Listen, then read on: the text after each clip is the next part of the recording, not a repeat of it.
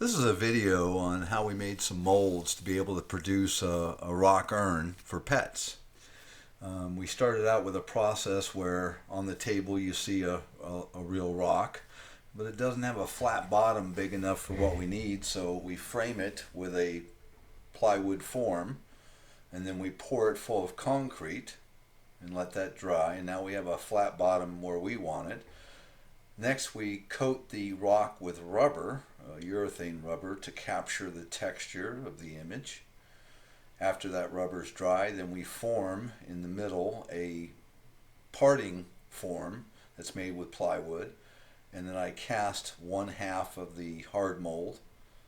I then let that dry, and then I take away the form and cast the other side of the hard mold, and that completes the molding process, and now we're ready to start casting. All right, this particular hard mold and the rubber are put together right now. The hard mold is very poorly made in this one. The mud is really thin in areas, it's cracked, and it's not going to last. So my thought now is I want to make a new hard mold. In order to make a new hard mold, I'll first have to put a casting inside the rubber. Using the old hard mold for shape, I'm going to make a casting in this rubber. Then once that's done, I'll turn it back over and take the hard mold off and create a new one over the rubber and casting, so I have a formation that is the shape I want.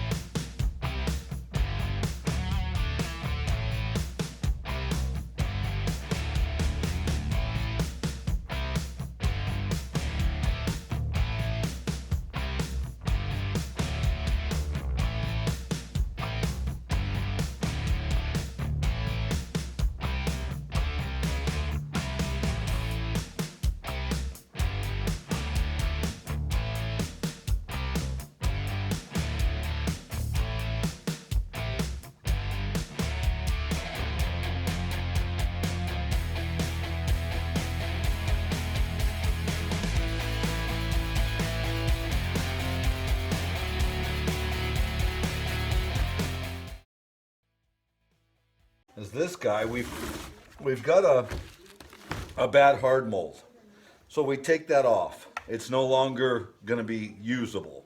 We throw it away. But what's nice is we do have a casting. Even though this hard mold was bad, it was still strong enough to hold together to give the shape. Now this is flat bottom, so what I'm going to do now is just take it out of the hard mold. And before I take the rock out of the rubber, I will actually make a new hard mold, and that's what we're going to do right now. Okay, I started out just by cutting two pieces of cardboard that would fit this in a close proximity, nothing real fancy, just to kind of give me a template. Then I cut it out of plywood, two pieces, because I can't get one piece to wrap around this, so I basically did that. And now I'm going to screw these two pieces together, but notice if I do, I can't get them off. I mean, I can't even get them around. Whatever way I want it is you wouldn't get that off, see? But by having that break like that, you can. So now I'm going to mount this to the table.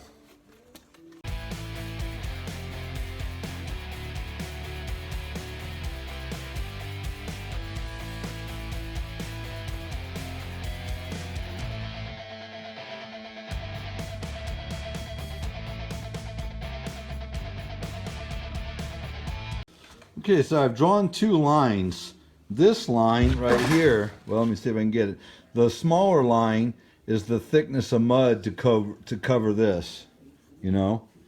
And then once I get this all covered, then I'll be coming up here and making a raise for a flange. That'll be what we bolt through. So I never did look at that, but you can see the light in the space there all the way around. So what we're going to do is we're going to use some clay to fill that to where it's right close to that, tighter than what you're seeing. That's not tight enough. Okay, I've got the clay in and I'm spraying it with a little oil because the clay will crack while I mix up my mud and get ready to put it on. In a short period of time on a warm day, it'll crack. So I've got the clay in, I've oiled it, and I'm getting ready to make some mud.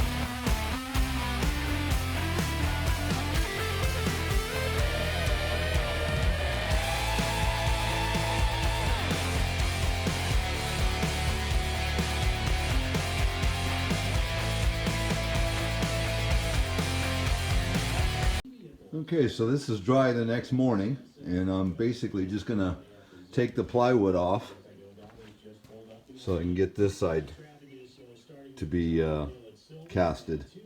I'm just gonna take the wood off real quick and get the mud mixed up.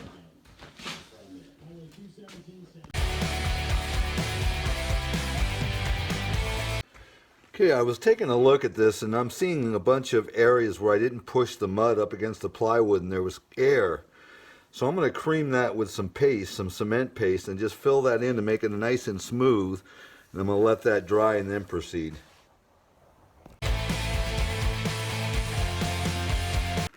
Okay, first thing we're going to do is just take a little motor oil and paint the cement so where the new cement won't bond to it.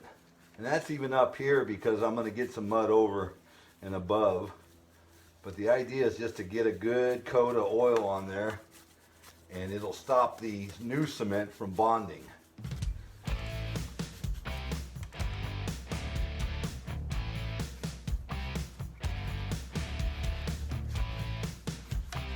And that has got it.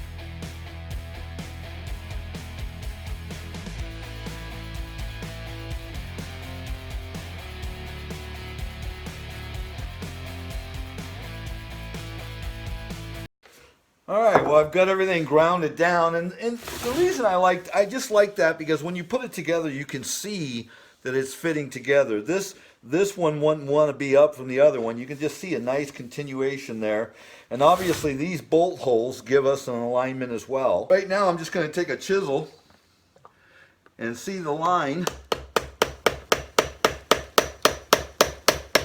and just take it apart. Now I'm damaging the mold right there a little bit, but nothing any real major. And again, that oil that I put on is what's gonna stop this from being stuck together. So now that's coming off, and there she blows. And right now I'm just gonna take a chisel and see the line and just take it apart. Now I'm damaging the mold right there a little bit, but nothing Nothing any real major. And again, that oil that I put on is what's gonna stop this from being stuck together. So now that's coming off, and there she blows, and decided to try and pry it off this way, and there it comes.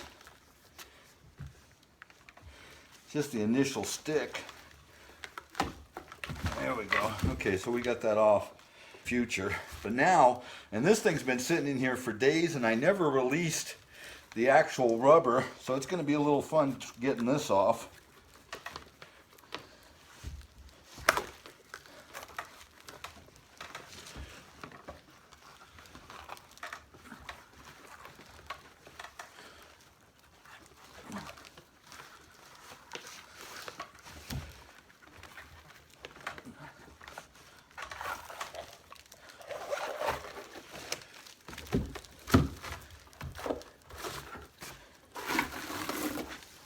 And there you have it.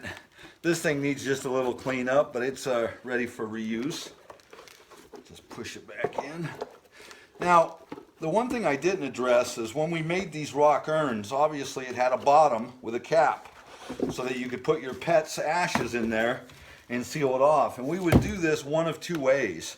When you're casting this, you get the body casted, you put sand in here, and then that allows you to put the mud with the cap. You put the cap in here and you mud around the cap, and then that gives you a finish. The other way we did it was to literally have a piece of plastic, draw this shape, and then take it up. You got the shape down there, put you down a 1/2 inch of mud, set this into it, and just lightly finger this up and detail it, and that would be a way to mud it as well. So there was two ways that we did it.